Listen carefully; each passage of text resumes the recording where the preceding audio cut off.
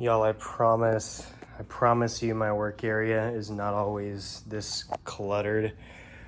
So I've been going through all my crap for this shoot tomorrow and was looking for my half soft frost in 12 by 20 and I finally found it.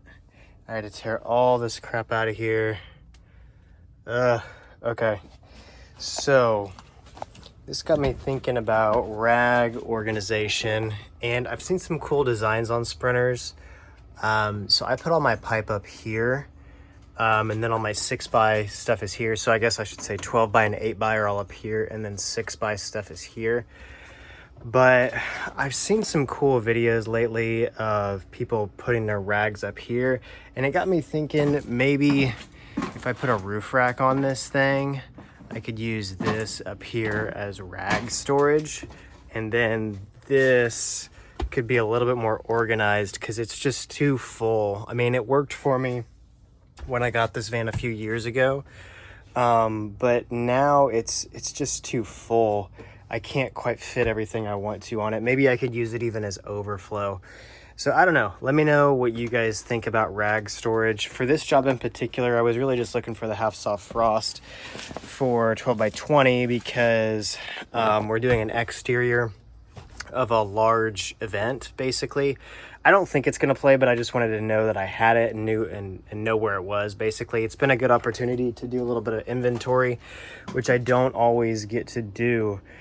So, yeah. So typically, you know, the grids, like quarter, half, and full grid, that all usually lives on the truck. A couple solids live on the truck. Like I usually keep two 12 by 12 solids on the truck. A 12 by 20 water solid or solid, whichever I have available, usually stays on the truck. And then these are the rest of my solids, or I guess some of them. So 12 by 20, or excuse me, 20 by 20. And then 12 by 20s and, you know, that kind of thing. And then some scrap dube is over here. And I have more duvetine if needed, but, you know, rarely do I ever shove all that up in here. And if I do, it's usually for like a grip only package. That's kind of one of the drawbacks of a small Sprinter van like this is, you know, if you want to pack all that black solid stuff for tinting, you really don't have any more room for lighting at that point. And so, you know, typically I keep, when it's a combo truck like it is for tomorrow, I keep the center aisle clear for carts with lighting on it, which is the case for tomorrow. But, you know, when I really need tons of grippage and maybe somebody else is supplying lighting or whatever the case may be, this whole center aisle gets taken up. So that's one of the downsides. But anyways, regardless, that's a huge sidebar, I guess. Yeah, let me know what you guys think. So I still have my attic up here. I'll probably still use that regardless of what happens. You know, whether I do put a roof rack and then put some pipe on the roof. But I do think, you know, like having this shelf available for other things would be super awesome. I like my 6x storage up here. They slide in and out really easily. But anyways, I digress. Yeah, I'll go vlog this job. It's tomorrow, super early, so I'll see you there. Bye. Okay, so getting into the actual setup, you can see it's pretty simple. Pretty simple setup. We had a couple floppies on the camera side. Our grip there was holding a bounce board, just a bead board to shine some light back into their eyes. We also had a Vortex 8 on the far side, and it was backed up pretty far. You can see we were pretty much totally in the shade at this point. This is pretty early in the day. And so we were on the west side, completely in the shade, so we were kind of mimicking some of our own sunlight. I also find that things like the Vortex 8, since it's a 2x1 form factor, it just kind of feels a little bit softer than if it was like a HMI or a Bear LED or something like that with a Fresnel. To me, it just feels softer, so it's not as offensive to the, you know, it's not just like blasting them directly with a Fresnel and spot or something like that. But yeah, pretty simple stuff. You can see the focus puller, our first AC is over there to the left. And then moving on to the inside, again, pretty simple things. So we had a window right next to our talent, and this is just a basic interview setup. as I pause it. So we rolled that Vortex 8, and the Vortex 8 is not mine, by the way. It was this agency's. So we rolled that down to outside the window. The windows were a little bit tinted, so we lost a little bit of the stop off of it. But we rolled it over to the window, put a frame of, I believe it was opal in front of it. And then we also had a wag flag inside, and this was a half soft frost wag flag, a 6x6. So that just helped kind of, make the window a little bit more punchy. You do get, when you put somebody up to a window like this, it does make a nice wrappy key.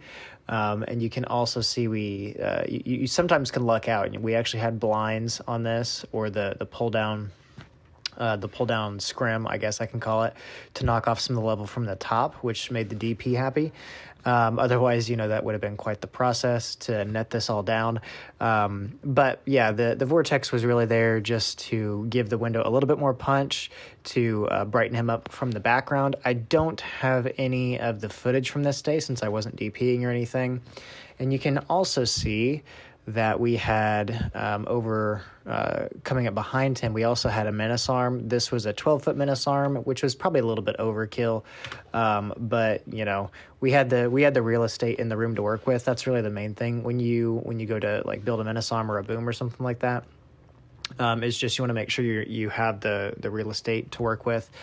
And this was, probably the easiest way. The ceilings are pretty high, so we couldn't really rig anything from the ceilings. And this just gives you, really quick. You can roll it around, change the position of it, nice and easy. On the end of it, I think I've got okay. So on the end of it was a Nanlite Pavo Slim. This was the 2x1 120C. And you can see just pretty basic Menace arm setup. We had it on wheels so we could wheel it around. And then the DP actually wanted this to also be a little bit more diffused. So in addition to the built-in diffusion of the Pavo Slim, I also just put up a 2x3 silk. And I've got a close-up picture. That doesn't really do it much, does it? So we could have rigged this to the pipe, but, and that's kind of one of those things where on the day it was faster just to throw up a C-stand. If I had known this request would be put in, then I probably would have just rigged it to the pipe to get rid of this stand here, because, as much as you can, you want to try to limit the amount of stands you're using inside. That's why it's so good lighting from windows. But that being said, this really didn't, it didn't make a whole lot of difference. C-stands are pretty low profile anyways.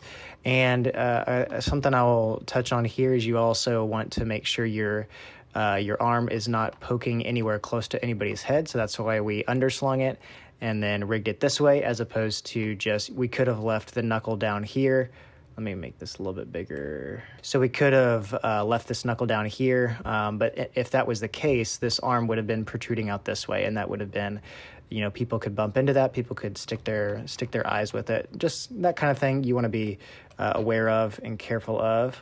We also had a little meat axe on the side there. Now we couldn't really get around, just because of the geography of the room, we couldn't really get around.